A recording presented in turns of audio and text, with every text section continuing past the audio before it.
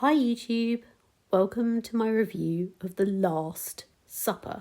If you are new here, hi, I'm Helena and I review films which can be mainstream or obscure, and hi again if you're a regular, and thanks for tuning in. Speaking of obscure, this film certainly lives under the radar, but that is unfair because it is brilliant for a plethora of reasons. I did a short on this, but really that was merely a taster. The Last Supper was a 1995 film, and the aesthetic is very preppy 90s, which feels very current due to that being on trend in recent years. It's a 30-year-old film, and yet it could be made today, but more of that in a minute. The only element of this that is dated is the credits. I really don't like the credits, but that's not a major issue. If you have a sense of humour that is dark in nature,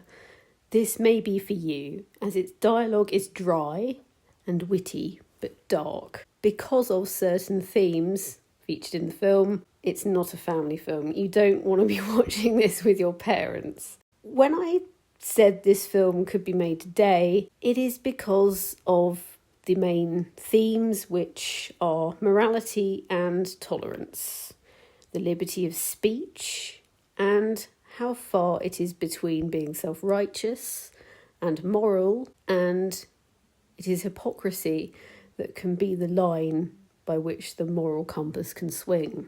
The film features a group of grad students who are studying for their postgrads, and they share a house. Every Sunday they invite a person with different views to their own, and they debate topics with them. So they cook dinner and they discuss subjects, and they want to basically see things through their lens. They want to basically control the narrative, and their views are the right way. The students are not likeable.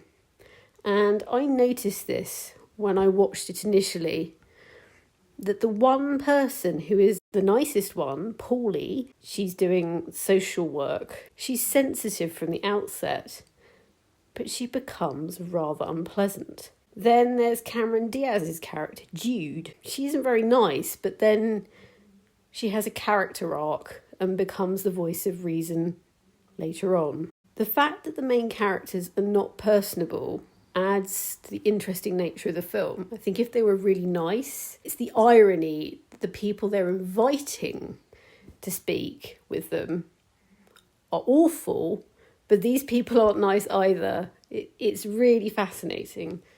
The film starts with one of the students, Pete, who is studying law. He arrives at the house drenched with rain, having had an issue with his car. He was stranded, and Zach, a truck driver, gives him a lift. Zach is played by Bill Paxton, and this is my favourite of his characters. Paxton is amazing in this. The students ask Zach to have dinner with them, and he accepts their offer. It is a Sunday. Their guest didn't arrive, and although they didn't think about debating with him, Zach has plenty to say. If you've seen the short, you'll know. The students begin by teasing him. He is a Desert Storm veteran, and they make an issue of that. They are not pleasant about him wanting to say grace before they eat, and they mock him. They are mean about him not comprehending what they are studying. They aren't pleasant hosts. This isn't polite behaviour, and especially after he helped Pete with his car. See what I mean about them being unpleasant? They are sneery and arrogant. They feel Zach is beneath them, morally and in every other way. Especially, I think, because he's religious. I think the grace thing really annoys them. It's the teasing and the rudeness which leads him to spout a cacophonous rant of offensive slurs turned up to 11. And of course, it's not their fault that Zach is an abhorrent human being who is easily triggered. But watching it, you can't help thinking if they discussed their holiday plans, then it wouldn't come to this. Zach is a complicated man. He is a Holocaust denier and a Hitler fanboy. who becomes violent at the table with Mark, and he threatens Paulie with rape. He then injures Pete. Mark impales Zach. The group decide to cover up the murder. He was horrendous, they say. Yeah, of course he was. He was horrendous. And they bury him in the garden, which will become the base of a tomato plant to conceal the grave. They say, as liberals, they want to invite Republicans over for dinner to change their minds. And well, if they can't, it's the garden graveyard for them. Their method is poisoning their potential victims' wine. So the guest won't realise they've been poisoned. Oh, aren't we great? They won't notice. This adds another layer to these people's mentality. They kill a rape apologist, a homophobic reverend, and an anti-abortion activist, to name a few. Heavy stuff, yes, but then they murder a woman because she doesn't like The Catcher in the Rye. It becomes comedic. It's carefully laced with a dark humour. And I didn't think much of The Catcher in the Rye, so I would be under the tomatoes too. The group start to divide in their feelings about their Sunday night slayings. Some become really nonchalant about it. Some think that they're doing a really good thing. They feel they are playing God. They are the moral authority. One is right if they agree with them, which I think we've seen a lot of that in recent times. People are shut down if they don't agree with the other person. The side story which runs between the dinner debates is the story of a child who has been likely killed, Jenny Tyler. Zach's car, which the students had put in a river, had traces of her blood, and it transpires he was actually a convicted sex offender. Pete is privy to this when the town's sheriff asks him to identify Zach's picture. She knows that they are up to something, and she becomes curious and she pokes around the tomatoes. Luke sees her poking around there rather nice by this. They have several mounds at this point. It's like a tomato graveyard. And he is the oldest of the group. He's the most unlikable as well. And he kills her. Now, he doesn't tell the group either until later on. The only guest spared from the poison is a teenage girl who is opposed to sex education. Luke is really inappropriate with her. He wants her dead.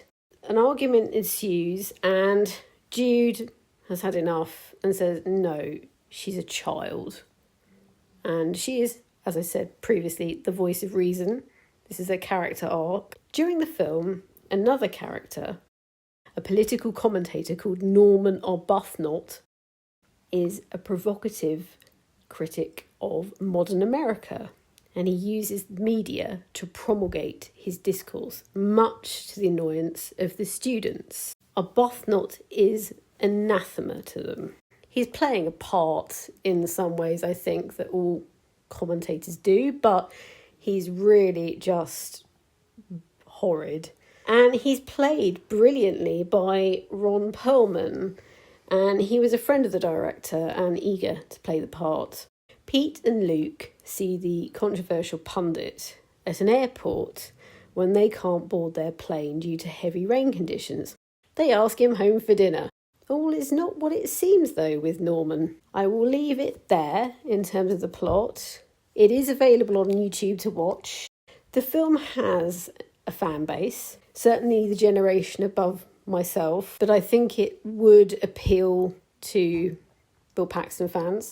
I was a student actually doing my masters. I saw this late, I think it was on film 4. I was a child when this was in the cinemas, so yeah, I was a post-grad student, I was a master's student, and I think it kind of resonated because I know that type of student. And latterly, I think we all probably know somebody who feels that they are right, and it's great. You can have the liberty of your speech, but only if you agree with them. It has to be in line with their opinion only. It's about the moral compass and about how people who actually, Zach was horrendous, awful man. And especially when we know that he is a sex offender, of course. And in America, in many parts of America, he probably would have been on death row, potentially. I watched it with my husband. He hadn't seen it, and he's all into his 90s stuff, being an elderly millennial like me. And he really likes the soundtrack, as do I. The composer, actually, it's the same guy who composed the Rugrats theme, adding to the very 90s vibe. They're coming across as kind of, the man was awful. He threatened his girlfriend.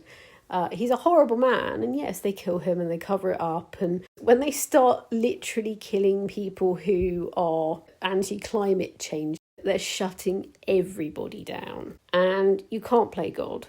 The film was shot during 18 days as well. So it was very quick, very small budget. Bill Paxton shot this on a weekend when he was filming Apollo 13. The film was, of course, shot during the Clinton era. But as I said, it could be made today, and politics has become so divisive. And the themes which are debated in this picture are discussed as much currently as they were then. Jason Alexander has a cameo in this, and Cameron Diaz was originally cast as Mark's girlfriend, Paulie, but she wanted a challenge. She wanted to play the obnoxious Jude. As for Bill Paxton, I think this is Bill Paxton's finest performance. It's a bit different to his usual films, and it sounds like an insult to say somebody plays a convincing neo-Nazi, but that's testament to his versatility of an actor. If you want a film which makes you think, and certainly this does feel very current, I've got some more films in the pipeline, such as the initial sequel to Spider-Man, because I did the original one previously, and I'll link that actually down below. I always appreciate views, and I will do requests as well. Somebody asked if I wanted to do a film that I really hated, which I certainly will. And please like and subscribe if you enjoy my content. It really means a lot. Thank you for watching.